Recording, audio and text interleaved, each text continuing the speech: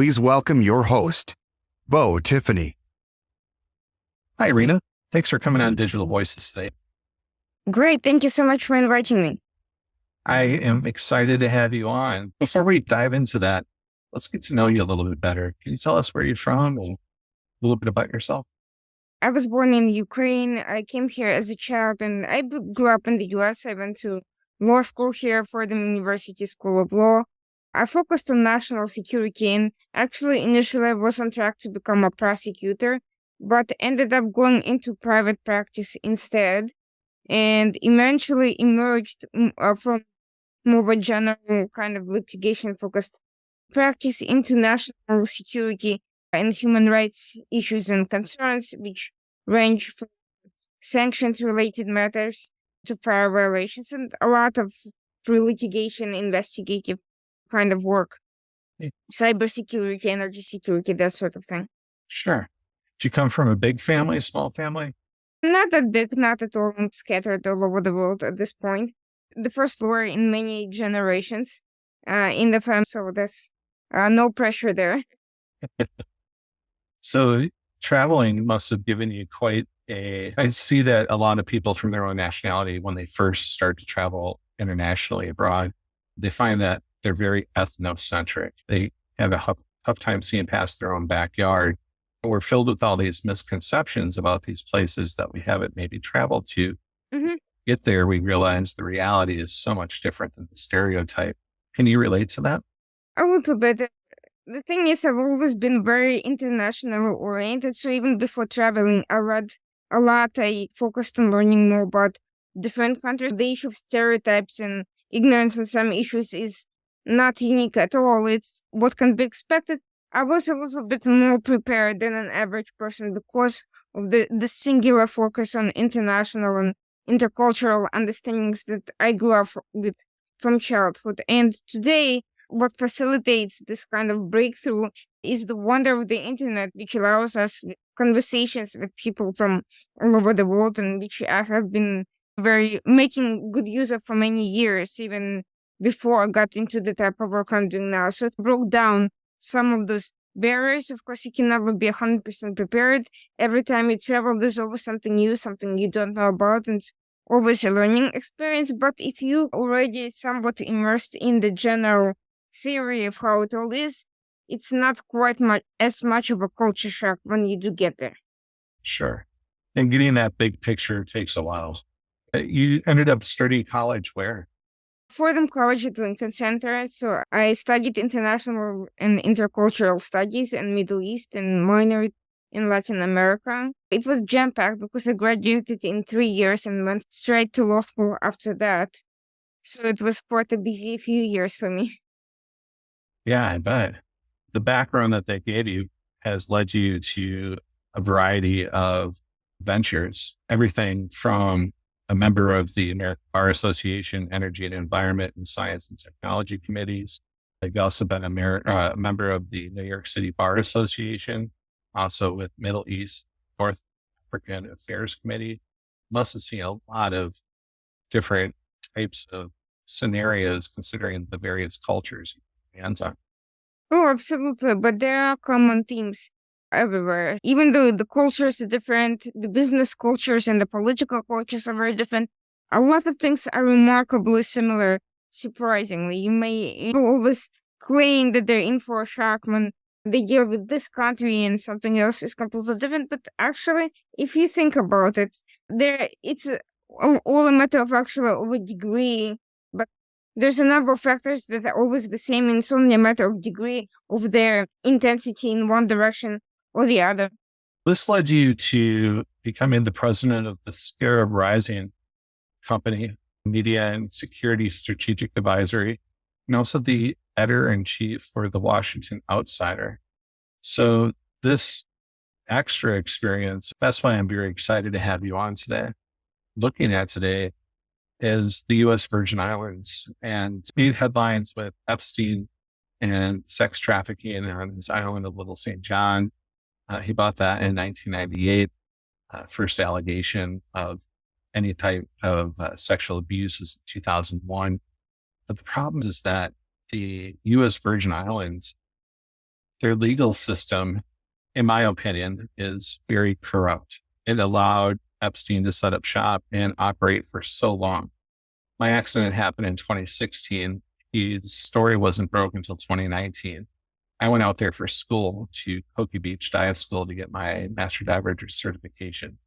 And I heard all about the island and the people that were coming out because it was common knowledge with the locals. And then also the businesses that would do excursions would often pick up the guests or people that were visiting the island to take them out.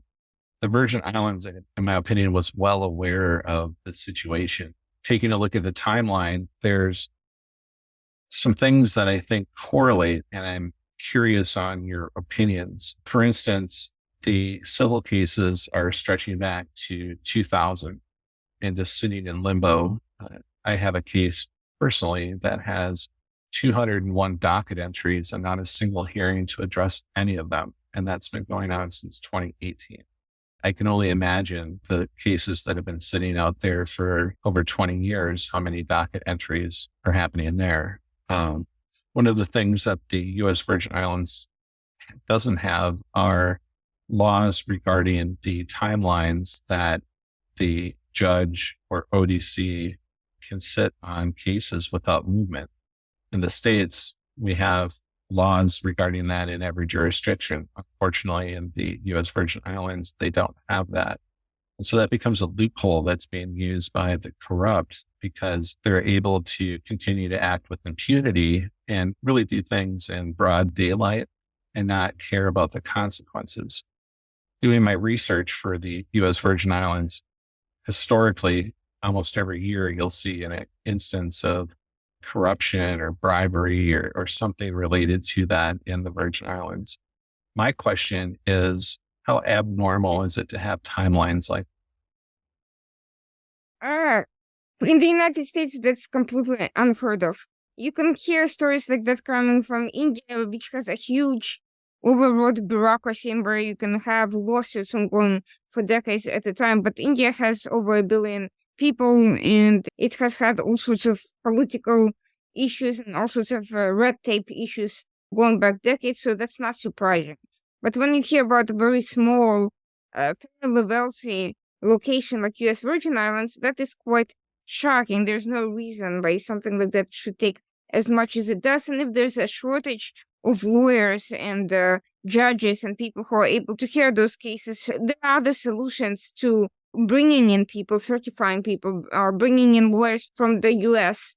who can be certified and trained to work there part-time at least and provide some burden. You can bring in magistrate judges for certain types of cases. There are all sorts of ways of relieving a system where you just have a shortage of personnel, staffing issues. But it sounds to me like the issue is more than just that. There's also seeming unwillingness to look at it. I would need to look at the docket for each individual judge to see how much they actually have and whether that backlog is due to just simply having too much on their hands or whether they're just sitting too long on each case and how they're moving. I can't talk about it without looking at that. But that pattern could reveal whether it's simply an issue of understaffing and too many cases with too few people, or whether they're simply taking too long to review each case or deliberately not expediting the procedures, or whether the lawyers are taking too long to move with motions and judges are not exercising good judgment. Regardless of that, there are several suggestions how that could be dealt with, one of which could be legislation that requires a speedy trial. Similar jurisdictions USVI does not have at the moment. I'm not sure whether that alone would actually resolve the problem, because the problem may have more than one component. But in the event it's an issue of simply taking advantage of a loophole, that should certainly patch up at least that aspect of it. You would still need a solution to any staffing and personnel shortages, but that is also readily available if there is a political will. There could be other reasons which cannot be solved either by legislation alone or by simply importing more lawyers and judges and clerks. That is the issue of implementation and enforcement of the law. It's not enough to pass legislation. for it to be successfully enacted. You need to make sure that the law is actually followed. So you need the willingness on that level to make sure, and you also need to make sure that there is no inherent corruption issues outside bureaucratic red tape nonsense that are causing certain types of cases to be backlogged excessively, to be put on ice. And you hit it right on the head. What I feel is happening is that there is systemic corruption within the legal system that allowed Epstein to operate for as long as he did. And the people that have brought cases against Epstein or others are then just stymied in this limbo. I got an email from an investigator down there that said all cases are just stuck in limbo right now. That concerns me on a couple different levels. One is I think of RICO. This is a systemic way of preventing justice for all. I find a correlation with the timeline of Jeffrey Epstein's owning of the island and his operations and the backlog of cases stretching back to about the same time. With the investigation with Epstein, the one thing that we never saw was a RICO case brought against the islands, even though we have proof that there were people within the legal system of the Virgin Islands that allowed him to operate for a lot. They knew about it. The legal system vulnerabilities, these inherent vulnerabilities, make it susceptible to influence and manipulate powerful entities or the system by powerful entities. How do these vulnerabilities intersect with the rights of victims seeking justice? Clearly, these victims are going to be impacted by systemic corruption, but I'd like to actually address something that's a little bit being unsaid, but needs to be said, which is what happened after Epstein died and after his associate Ghislaine Maxwell ended up in prison. It all went underneath the rug. Exactly. So basically, Jeffrey Epstein is a bit of a mysterious character, and there's been speculation that he didn't really earn his billions in any substantive way. He blackmailed people, and he was possibly a foreign agent for some adversarial power who was used to create this mass havoc while enjoying whatever he was doing as a sociopath that he was. Now, there's been a lot of focus on Epstein and his personality and the sort of people who came to his island and knowingly enjoyed accommodations there despite human trafficking of minors. But what has not been said is that it's very unlikely that Epstein and Ghislaine alone were the only people who had that blackmail information. That's not how criminal schemes at that level work. For self-protection, they would need to have had other parties involved who would stay in the background, who would stay as insurance policy, and who were in on it. It's impossible for two people to carry out such a scheme without a lot of local help. Let's talk about flights or that bring in minors, flights or any sort of transportation. The logistics of that operation alone require various low and high and mid-level people at every step taking care. Epstein was not himself making his own flight or travel schedule. There were plenty of local people involved in all of this. So if you start questioning systematically all of these people instead of just focusing on Epstein and a few scandalous billionaires who were involved, I think the mistake was not just in the fact that the entire system is rotten to the core, but that from the very beginning there was absolutely no intention of uncovering the human trafficking aspect of it, which requires significant and systemic involvement. It's not enough to be a billionaire to carry something out like that. It requires an entire brain from the system. And if you just focus on one guy and prosecuting one guy, then everyone else gets off the hook and has no reason to talk. I agree. Did it surprise you that a RICO case was not brought against Epstein or his estate?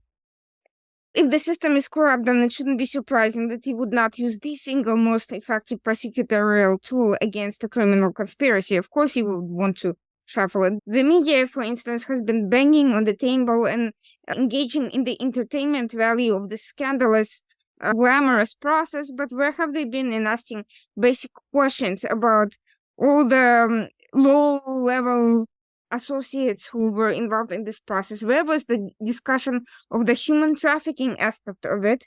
We don't even know most of the victims' names. We know who Jeffrey Epstein is. His face was plastered everywhere, and the conspiracy theories about the circumstances of his death have become a meme and a running joke. Yeah. And, with the Virgin Islands, one thing that they tend to do is everything is filed underneath seal. And even if you file a grievance with the ODC, you're not allowed to say that you filed a grievance. They threaten to book at you if you do. So I have to be very careful with what I disclose in my own right publicly. My journey led me to having someone on the inside try to help me. They suggested find someone on the mainland to help you. I approached everyone. For the last several years, no stone went unturned. It's been through my podcast and being able to have this kind of dialogue, just to look at things without someone thinking, this guy wants me to represent them. A lot of these victims are stuck in the same situation. And just to clarify, Epstein's victims, because there's no specialized courts in the Virgin Islands, are stuck within the civil courts of the Virgin Islands. And these timelines for them, again, go back to 2000, 12 years on average for a criminal case, according to the FBI. That's what they sent. For Office of Disciplinary Counsel, coming from the investigator himself, he was handed a 1996 investigation that shows that there is really justice delayed is justice denied. How do we shine a spotlight? My current attorney just dropped me without a reason after all of the crap that I went through, because she's working now in a large class action suit with another attorney. And civil cases, unlike criminal cases, your attorney doesn't have to get the judge's permission to up and leave. And having the proof that these people all work together, you would think would be able to bring it to the mainland. No one in the mainland wants to take that kind of case because it's thousands of miles away. The cost of representing that case, I've literally approached thousands of attorneys, all the government agencies I could think of, yet to find a solution. I want to ask you that if you were approached by a group of us, presented this to you, what would be your recommendation on how we might find justice? I disagree. That's not legal advice. But here's what I would recommend. I would recommend breaking this down into different components and tackling each of them separately, because this is not one case. This is a system, and you can't tackle everything all at once by one means. It's never going to work, and no attorney will volunteer for that sort of assignment, not because of corruption, but because it's impossible for one person to be handling every aspect of all of this. So what I would recommend is to pursue several different tracks simultaneously. The first is the media track. Try to build the case through the media, which inevitably, once it gets to a certain level, attracts attention of different authorities. I would caution you, though, to keep it very factual and to start with something that's linked, has an interest in the mainland concerning some legal issue, and focus on issues that are provable, not speculative. One of the biggest distractions from all of this that damaged this case to no end has been the QAnon movement. They did a huge disservice, as they were meant to, given that this whole process probably started with a Russian-backed conspiracy theory. It's not that there aren't any pedophiles among powerful people in general. It's that it's not always a deliberate conspiracy in Hollywood to create this movement. That's just not how these things work. The organized crime is a criminal conspiracy, but it's not some political... The communications about it may very well be. The way the information is presented, the way these conspiracy theories and rumor mongering are weaponized when there is corruption, any sort of corruption, that creates a huge polarization that politicizes an issue that should be common sense.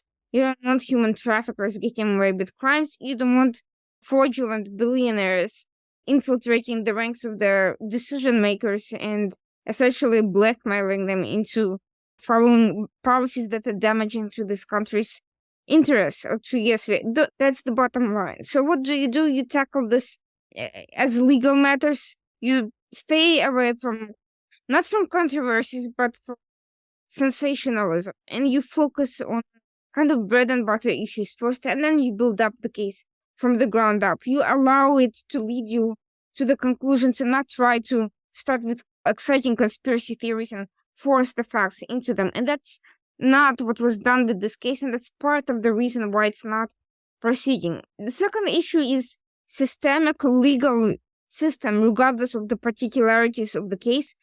The actual system structurally is flawed. It needs to be reviewed, and I'm not talking about just the right to the speedy trial enforcement and law.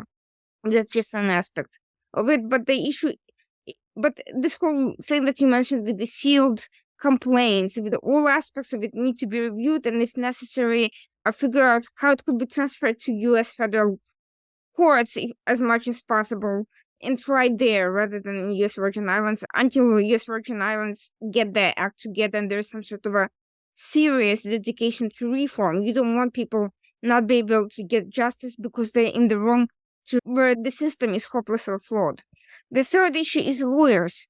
When the lawyers are acting in unethical ways, they need to be held accountable individually through the bars, through complaints to the bars, and generally the bars, they don't want complaints that make them look bad. Once multiple complaints from clients about an attorney, they have to review it and take measures. So once a few lawyers get disbarred or suspended or punished in some ways, the system has to start correcting itself and holding these people accountable, because it becomes a public embarrassment to everyone involved. Nobody wants that. And the same thing goes with judges or prosecutors or any member of the legal system who is problematic. You find you make things hard for them. They are not the only ones with power. You also have the power to make things difficult for them by filing endless complaints and writing for the local publications, finding ways of complaining.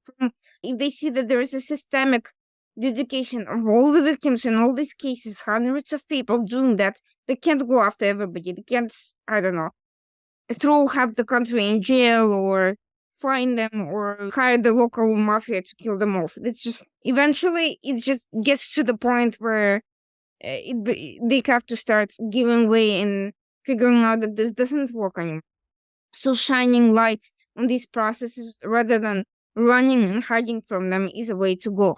Finally, the actual substantive issues of the Epstein case itself and all these different components, you figure out what these victims want specifically, and from who do they want brought to justice and how? Do they want to really shed light on the criminality of this case, on the human trafficking behind it, on how it all became possible, and what happened after Epstein died? Who took over this issue? What happened to all these people who were enabling him? What happened to the people who were bringing in these young girls? If that's what they want, this can be done in the same way when it's done anywhere in the world with similar types of crimes. There's nothing new about this. And if you want to look at the security aspect of this situation, if you want to see who had an interest in Epstein being enabled as much as he was, and bringing in, concentrating this political corruption around him and this blackmail and these unsavory appetites, you start looking into his foreign connections. You hire an investigator in the US and you pay them to get the information that can then be presented to journalists, to courts, to members of the legislature, and you shed light on the fact that there was likely foreign components to this operation. There were likely foreign elements involved, and likely this corruption, this entire system of the U.S. Virgin Islands with their shell companies has been built up to protect these foreign interests, and it's a national security issue to the United States itself. What happens in the U.S. Virgin Islands affects larger concerns, and they're tied to other cases that are being currently investigated and currently involved. And you start looking at who worked with Epstein, at his business associates and their circles, and you turn it into a regular case by yourself. You don't wait for U.S. Virgin Islands to get that. Together, you look at what benefits the U.S. in this matter, who are the American citizens who live in the U.S. who are involved. U.S. Virgin Islands subpoenaed Musk for his alleged involvement. So there you go. Twitter is a company where Elon Musk is an American who lives in the United States and whose work is linked to you. You find a way. And if people like him don't want to spend the next 10 years litigating their subpoenas, they'll cooperate in the background and they'll provide you information that you need and move on without their names being brought into it. You don't always have to drag everyone into dirt. You can give them an option of cooperating or giving you the information that you need to go after the real bad guys.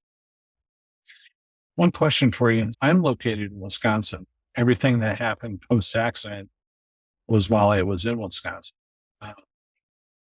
Is there any protections?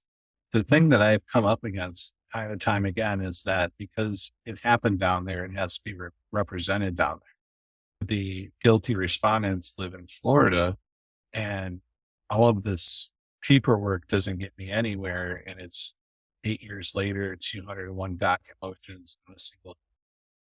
I know that I have so much that I wish I had somewhere to go, onto the FBI, the DOJ, state representatives. Common thing I hear is either we don't get a law or we don't get involved with litigation in the courts, or what's that have to do with Wisconsin? What's that have to do with?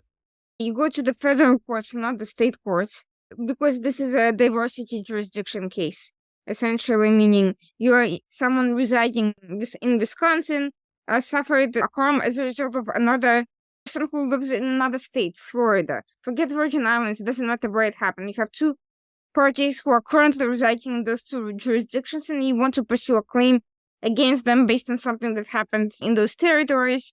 Both of you are currently in the US, and it's much more convenient to do that in the US than go back for both of you to US Virgin Islands. So just file a complaint, just try to get it transferred to the US federal court. Have you seen anything like what we're discussing other places in the world, and how did they deal with it? If you did? The specific issues of this structural malfeasance, that's unique to US Virgin Islands. Not that such elements cannot happen somewhere else, but the specific structure that makes it possible, that's there. As I said, can red tape prolong trials? I just gave the example of India, but there it's not necessarily some grand conspiracy. It's just an overburdened system that's very slow. So depending, each case is going to be unique. The question of corruption, there's nothing new about it. What we are seeing in US Virgin Islands is just as true in New York, in Europe, in various countries around the world as it is there. Criminals protect themselves using the vast resources they have to do when they build up institutions, but they're not perfect people. They make mistakes. And these mistakes eventually become their undoing. Somewhere has bringing such people down because they piss off the wrong people sometimes. Not everybody wants to be blackmailed.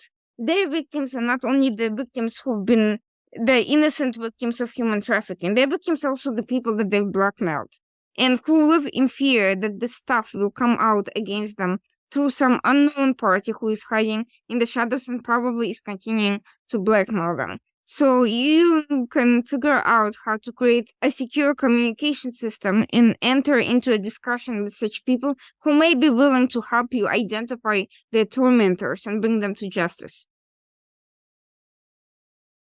Pushing past the U.S. Virgin Islands, let's talk about some of the stuff that you've been involved with recently.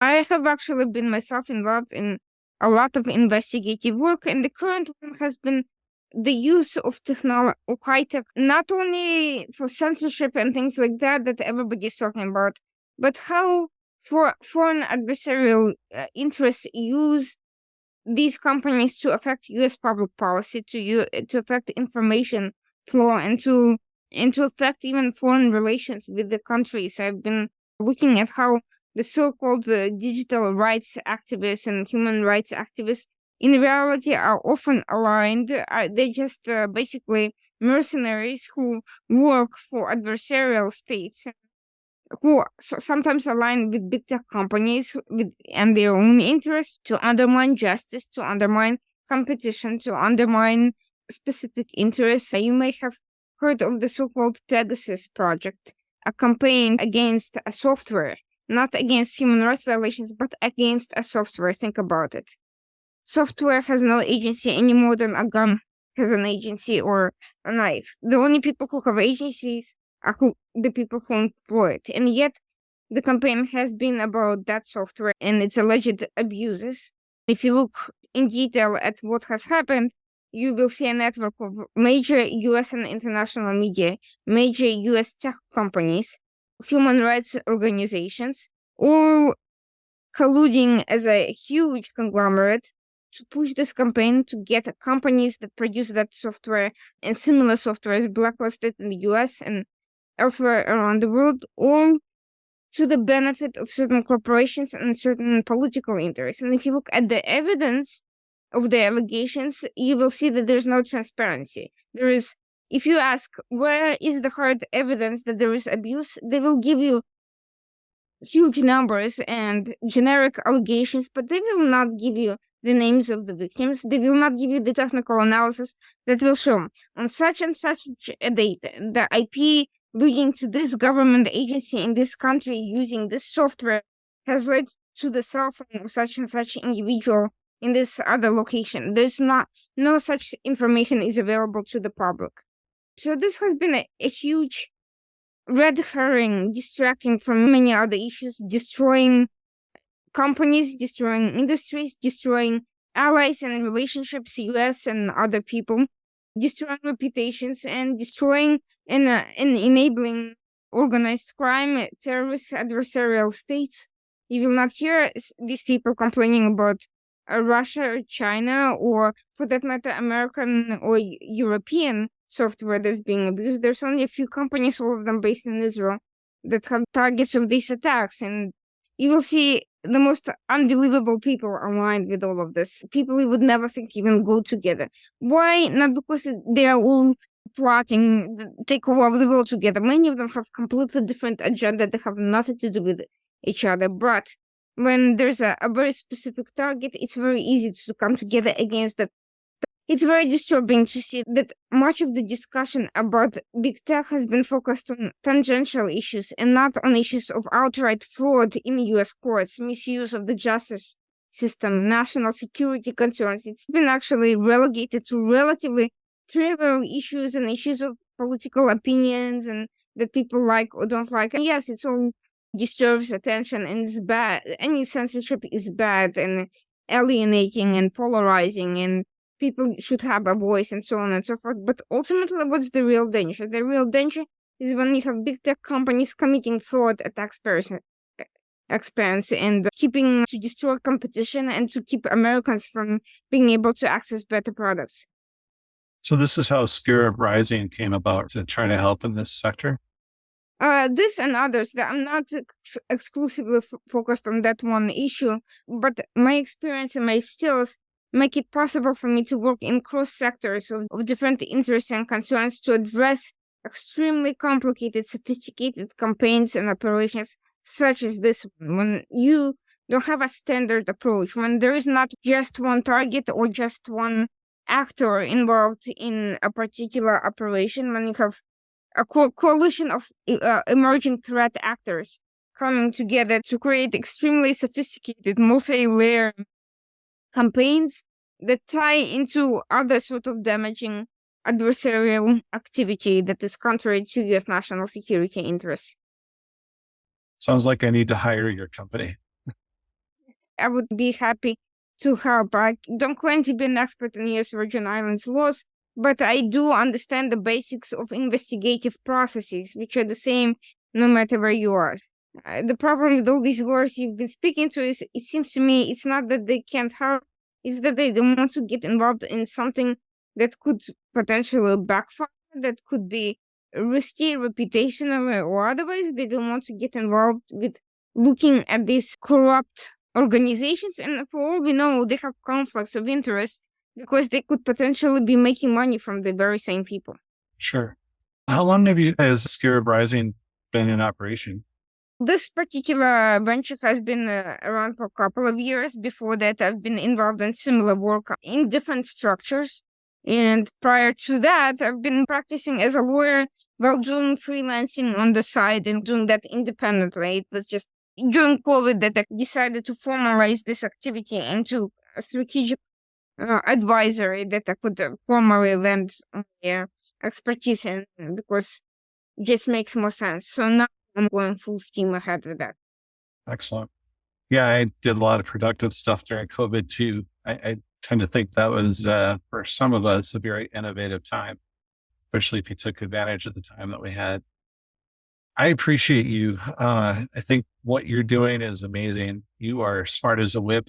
And because your hands are in so many different pots, you have an understanding that you bring to the table that I've talked to a lot of people in trying to figure out this USVI issue. You are very enlightening. You get a lot of in the scene stuff that I haven't heard before. So for that, I thank you and pass this podcast. Is there anything that you're working on currently that I can help to promote for you, or anything that you're doing that I think deserves some extra attention? I'd love to be able to help with that. The Pegasus issue is a big one for me because it touches on many of the same issues, and quite frankly, many of the same threat actors are involved.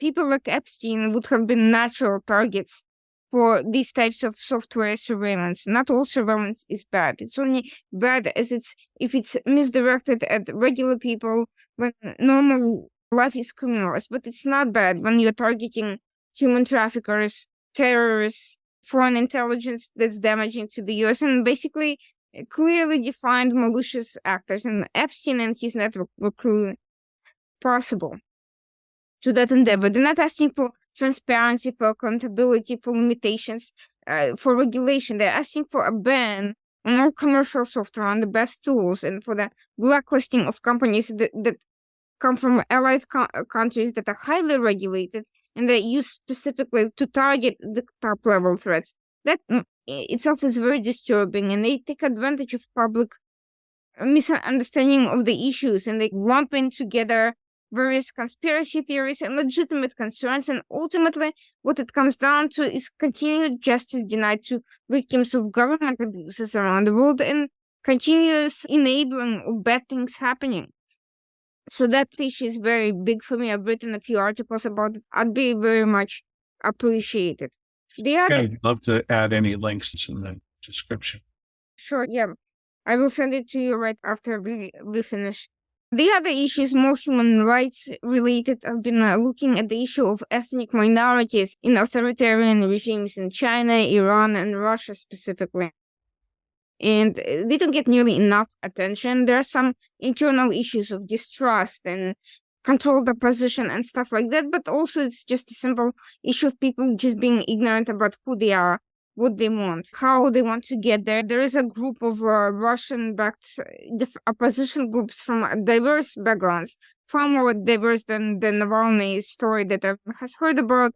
They come from ethnic and religious minorities in Russia and regional minorities, underrepresented regions in Russia.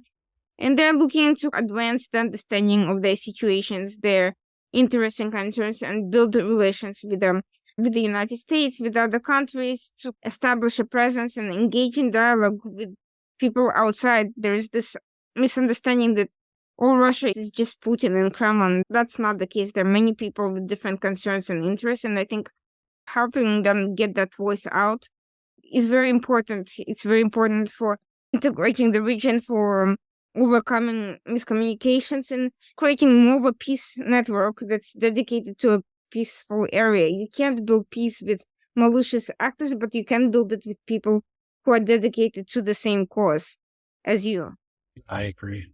Being from Ukraine, can I give you the last couple of minutes just to say some words about what's happened, what's been going on, and what we can do here in America to help show our support? I feel like there was a lot of press upon things in the beginning that's starting to wane. I don't want to see that. I want to see that at a forefront. So I hope that we put the spotlight more on Ukraine again and what's going on over there. But being a native yourself, very curious on your thoughts and opinions about what's happened over the last. First of all, this is a singular, unequivocal human atrocity that is comparable to some of the worst disasters and human rights abuses and warmongering of the 20th century. It's a classic scenario where there is an external invader who, ignoring all international laws and norms, and engages in a completely unjustified illegal war, lies about it, spreads conspiracy theories, uses it to try to polarize other countries, and attacks and destroys civilians, not just military targets and infrastructure. So from a moral perspective, there's no other way to look at it other than it needs to be stopped, and the people responsible for it, meaning Putin and all his enablers, need to be held accountable. They need to be thrown out of the country and prevented from causing problems to anyone ever again. From the US national security perspective, there's been a lot of talk about the expenses of the war, which, by the way, are minimal compared to our expenses in, for instance, Afghanistan, where we just left $85 billion in equipment that went to our adversaries. This one is at least worth it, because we are trying to fight something that has enormous potential to destroy us and our allies politically, economically, and militarily. The other issue is that this whole confrontation with Russia is not just about Ukraine, and Ukraine is not even just about Ukraine. It's one front of the war. We are seeing increased aggressions in others. We are seeing that Russia is not acting as one country, it's acting as part of a coalition. Why is that important? Because there's a belief if we just stop our funding Ukraine, it will save us some money, and these people will solve that problem somehow, and it will not concern us. It will concern us. It will concern us because the more this coalition gains power, any member with gaining power enables everybody else. And even if Russia may not be in any position to attack the US or its interests, China is, and China benefits from a stronger Russia. It benefits from having stronger rather than weaker allies. Nobody wants a weak ally that they have to help, but if Russia is enabled by US stopping funding for weapons, then China or Iran or North Korea will take it as a signal that they are taking it as a signal when things are not moving sufficiently swiftly, that they can cause problems for us more directly, and they do. We've seen this. We're seeing Chinese and Russian vessels near US states. That's never happened before. And all of a sudden we are seeing incursions into our territory. I think there's a clear strategic communication military message here. If you don't stop one of these actors anywhere, we are enabling them everywhere. And this is actually, I want to revert to a quote by Dr. Martin Luther King about injustice anywhere being a threat to justice everywhere. This is exactly what I'm talking about. There's a calculated logic to all of this, because once these actors who are anti-Western in nature, who want to destroy US, its trust into its own institutions, its ability to solve its own problems. Yes, we have a lot of political problems. We have corruption. We have misunderstandings. We have miscommunications, but this is our job to solve them. It's not Russia's or China's. And here they are coming in and exploiting these crises and exploiting these problems that are otherwise solvable. We've had corruption before, we've solved it. We have a strong, resilient system. They're trying to mess with the system. And if we enable them, we give them 1 inch anywhere, they will come not just for the hand, but for our heads. Seeing this practically in action, equivocating about, funding this or that, they see this sort of weakness, they jump on it. We cannot allow this sort of discourse. We can criticize the strategy without also, we can push for better solutions. We can propose different ways of doing this without enabling the adversary and without demoralizing our own allies. Absolutely.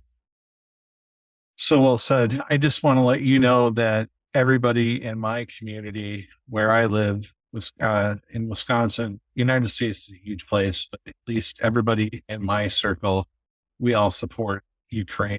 We are aghast at what Russia's done, and our thoughts and prayers and support are with you. So thank you. And I want to thank you for taking the time to discuss some of the issues that we did about the USVI, but also everything that you do. You're one of the champions, and I appreciate that. Coming from the roots that you have, it says a lot, and thank you. Thank you so much. I really appreciate it, and I'll be glad to help afterwards in any way I can.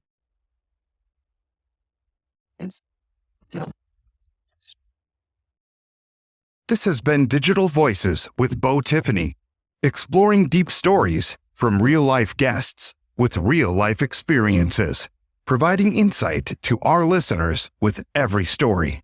Stay up to date on future podcasts by bookmarking Digital Voices with BeauTiffany.podbean.com and follow Beau on social media by searching Digital Voices with Beau Tiffany.